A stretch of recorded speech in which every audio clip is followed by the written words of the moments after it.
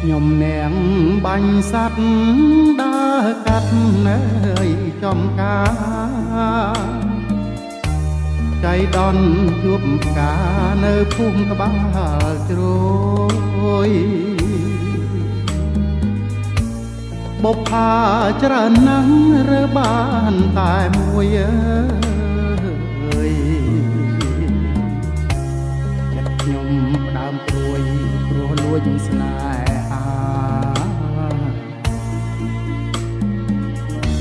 ខ្ញុំផ្ដាំតាមទូតឲ្យរត់នៅទឹកម៉ាយអ្នកนุ่งរូបកាយស្គាំស្គងខ្លោចផ្សាខ្វាំងទាំងបុណ្យស័ក្តិខ្វះទាំងវាចាងមិនអាចស៊ើបការឲ្យដឹងចិត្តស្រី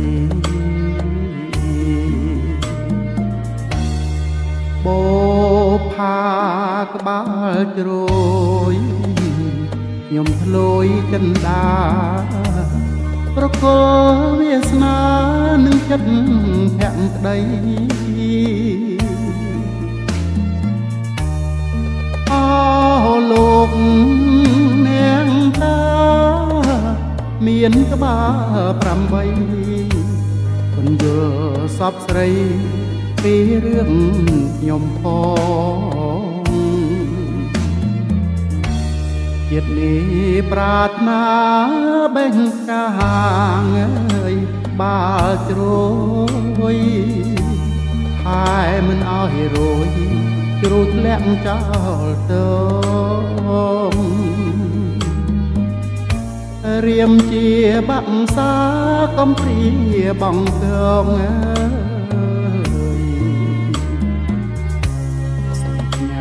ខ្លួនផងក្នុងនាមអងសัตว์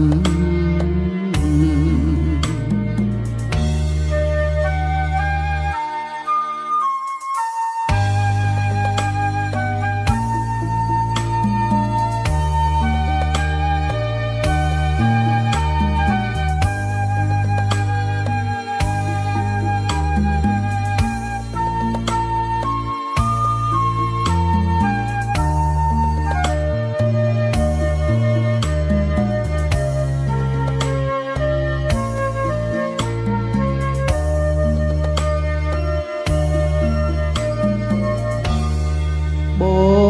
ផាក្បាលជ្រោយខ្ញុំធ្លុយចិនដាប្រកល់វាសនានឹងចិត្តភក្តីអោលោកនាងតា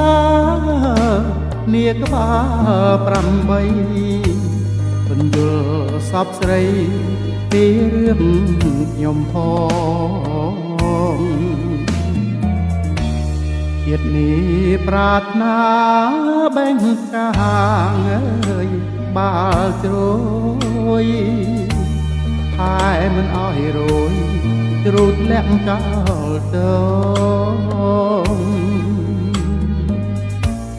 រៀមជាបាក់សាកំព្រាបងកង